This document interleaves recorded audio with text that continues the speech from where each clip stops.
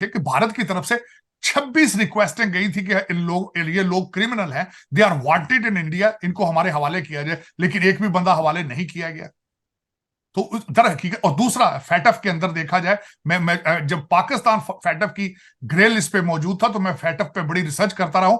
FATF, IMF और world bank, यहां भारत के डायस्पोरा और भारत के जो भारतीय अमेरिकन निषाद जो लोग हैं, सिटीजन हैं, they have a very strong influence in them. Hamas और लश्कर तैयबा दोनों टेररिस्ट ऑर्गेनाइजेशंस हैं। मैं बल्कि उनको डेफिनेटली कहूंगा कि दे आर टेररिस्ट ऑर्गेनाइजेशंस। उनको सपोर्ट करना बिल्कुल मुनासिब नहीं है। मैं उसकी मिसाल देना चाहूंगा। लेकिन आपको मुसलसल कह रही है कि जिहाद करें, आपको मुसलसल कह रही है कि यह सियासत नहीं, ये जिहाद है, आओ निकलो बाहर, गोलियां खाओ, जेल भरो जाके।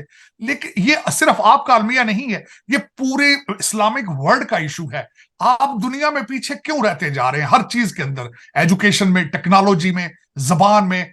इस वक्त फलस्तीन और इसराइल का प्रॉब्लम प्रॉपर्टी का प्रॉब्लम है, उनके प्लाटों का प्रॉब्लम है, उनकी जायदादों का प्रॉब्लम है। उसको एक मजहबी रंग देना, बुजुर्गों को मारना, सिविलियंस को गोलियां मारकर अल्लाह अकबर के नारे लगाना, मेरे ख्याल में ये this is not fair with Islam at the same time. और इस्लाम इस चीज की इजाजत नहीं देता। आपकी जरूरत है भारत के साथ रिलेशनशिप बेहतर करना, भारत की जरूरत नहीं है। मैं हमेशा ये कहता हूं, अगले दिन मुझसे किसी ने पूछा कि वो भारत तो हमसे बात नहीं करता, तो मैंने उनको जवाब दिया था कि प्यासा कुएं के पास जाता है, कुआं प्यासे के पास नहीं आता।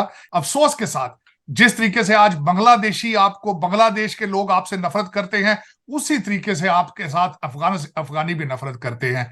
भारत का जो है आपके साथ नफरतों का वो 76 साल का रिकॉर्ड मौजूद है। आप जरा आज नजर दौड़ा कर देखें, आपके इस्लामिक वर्ल्ड में सबसे ज्यादा करप्शन है इस वक्त।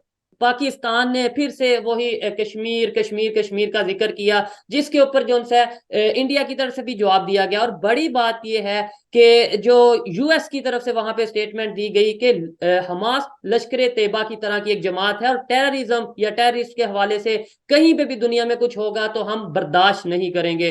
कुछ अटैक्स जो पास्ट में हुए, खासतौर पे बम्बई अटैक का जिक्र किया गया, 9/11 का जिक्र किया गया कि भाई ये सब जो एक्टिविटीज हैं और अभी भी अगर कुछ इस तरह की हो रही है, इसके ऊपर कड़ी नजर है। क्या कहना चाहेंगे सर? लश्कर तैयबा जो कि पाकिस्तान बेस्ड ऑर्गेनाइजेशन है, पूरी दुनिया में बैन है, इवन पाकिस्तान में भी बैन है, उसको कंपेयर या हमास को उसके साथ कंपेयर किया जा रहा है?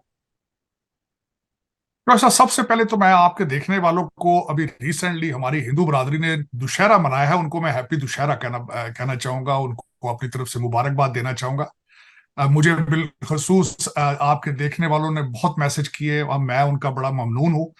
यहाँ पे आप, बल्कि पाकिस्तान में नहीं, मैं अमेरिका में जहाँ बैठा हूँ, मैं काफी हिंदू बरादरी, मेरे काफी दोस्त हैं हिंदू, और मैं सेलिब्रेट किया। अब दिवाली आने वाली है, तो मेरी तरफ से दिली मुबारकबाद। तो चौहान जबरदस्त। साहब, दूसरी जो मैं बात कहना चाहूंगा कि यूनाइटेड नेशन के हवाले से, यूनाइटेड नेशन के मैंने बिल्कुल, वो मेरी खबर जो है वो नजरों से गुजरी है, लेकिन मेरा मशवरा ये होगा कि इस वक्त पाकिस्तान को सबसे ज्यादा मसला जो है टीटीपी की तरफ से है।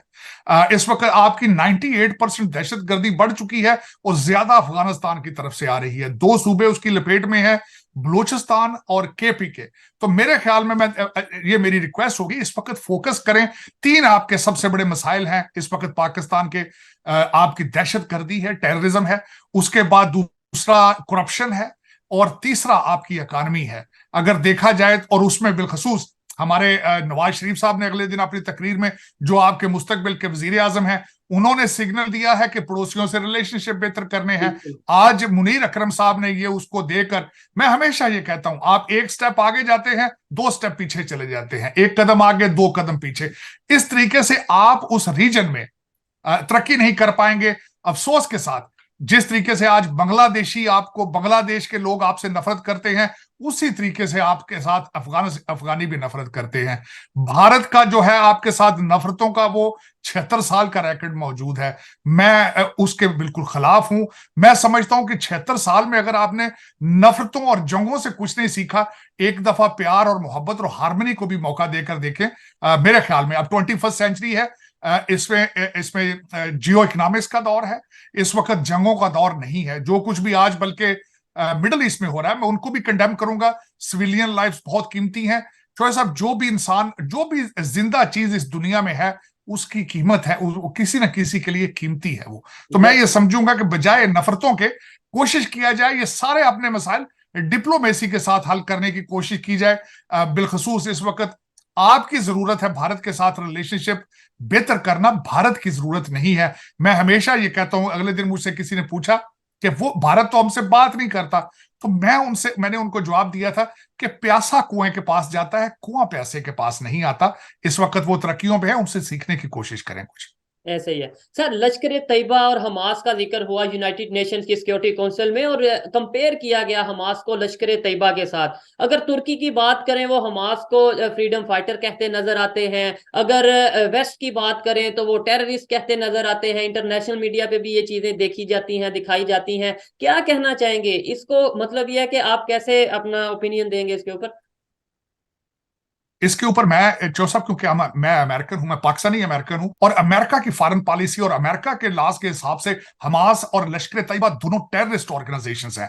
मैं बल्कि उनको डेफिनेटली कहूंगा कि दे आर टेररिस्ट ऑर्गेनाइजेशंस। उनको सपोर्ट करना बिल्कुल मुनासिब नहीं है। मैं उसकी मिसाल देना चाहूंगा कि अगले दिन इसराइल के ऊपर जो कुछ भी आज हो रहा है, इसराइल के ऊपर अटैक जो है वो हमास ने किया था।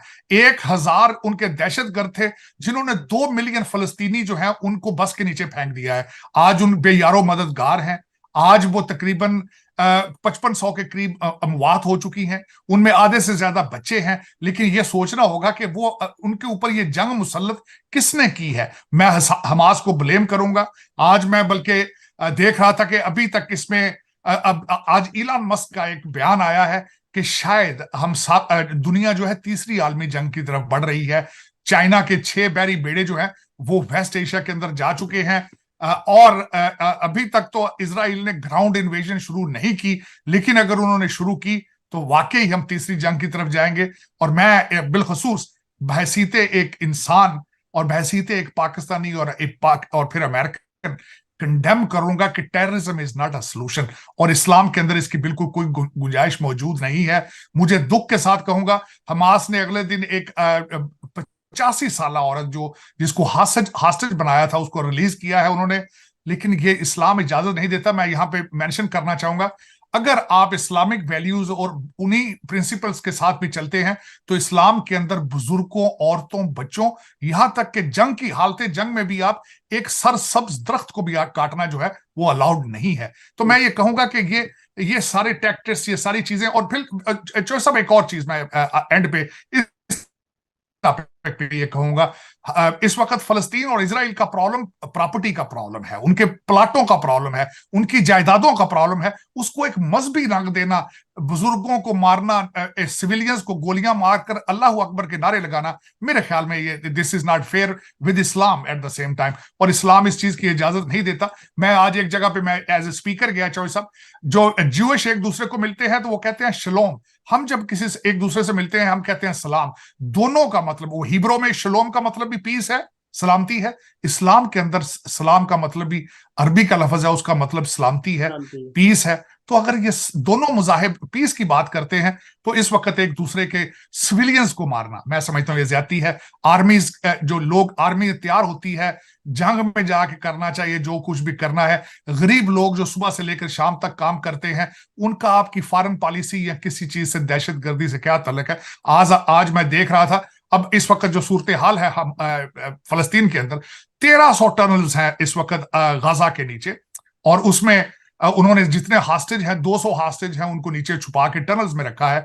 इस वक्त अगर देखा जाए तो उनका कोई प्लान नहीं है। आप खुद नीचे टनल्स में छुपकर बैठे हैं हमास वाले, और ऊपर जो है निहत्थे फलस्तीनी वो बेचारे मारे जा रहे हैं। इस पे जितना भी अफसोस किया जाए कम है। कनाडा के खिलाफ भारत एफएटीएफ के साथ पुराने और नए सबूतों का एक डोजियर साझा कर सकता है। पेरिस स्थित यह संस्था है मनी लॉन्ड्रिंग और आतंकी फंडिंग से निपटने के लिए कानूनी उपायों के लिए जिम्मेदार। आतंकवाद को लेकर पाकिस्तान जो गलती कर रहा है उसे अब कनाडा भी दोहरा रहा है। भारत अब कार्रवाई की मूड में आ गया है। खालिस्तानी उग्रवाद और आतंकी फंडिंग पर निष्क्रियता के लिए कनाडा को financial action task force FATF में घसीटने की योजना बना रहा है। अधिकारियों के अनुसार भारत के द्वारा विश्वसनीय और पुख्ता सबूत साझा करने के बावजूद कनाडा अपनी धरती पर आतंकी फंडिंग पर लगाम लगाने में विफल रहा है। मीडिया रिपोर्ट्स के अनुसार कनाडा के खिलाफ भारत FATF के साथ पुराने और नए सबूतों का एक डोजियर साझा कर सकता है। पेरिस स्थित यह संस्था है मनी लॉन्ड्रिंग और आतंकी फंडिंग से निपटने के लिए कानून उपायों के लिए जिम्मेदार है। आपको बता दें कि भारत पाकिस्तान के खिलाफ भी कई बार यह कदम उठाया जा चुका है। द संडे गार्जियन ने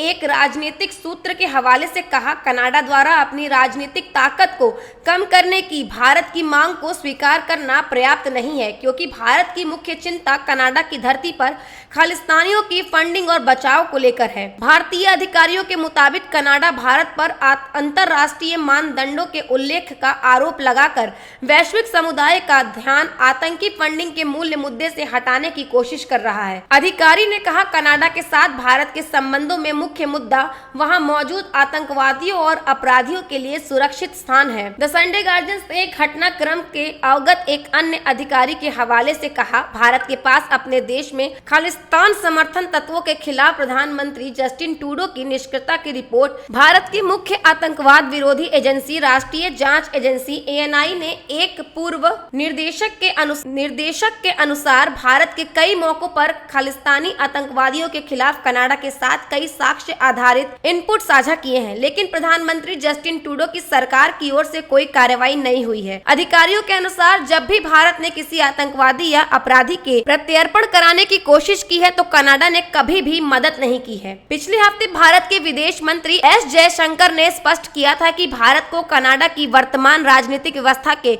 कुछ क्षेत्रों में समस्याएं हैं। उन्होंने ये भी चेतावनी दी थी कि भविष्य में कनाडा के खिलाफ भारत के द्वारा और साक्ष्य दिए जाएंगे। इससे लोगों को यह समझने में मदद मिले कि हमें कनाडा को कोई राजनयिकों के भारत में रहने में असुविधा क्यों थी। उनका यह बयान कनाडा द्वारा भारत में 41 राजनयिकों को अपने देश बुलाने के बाद आया।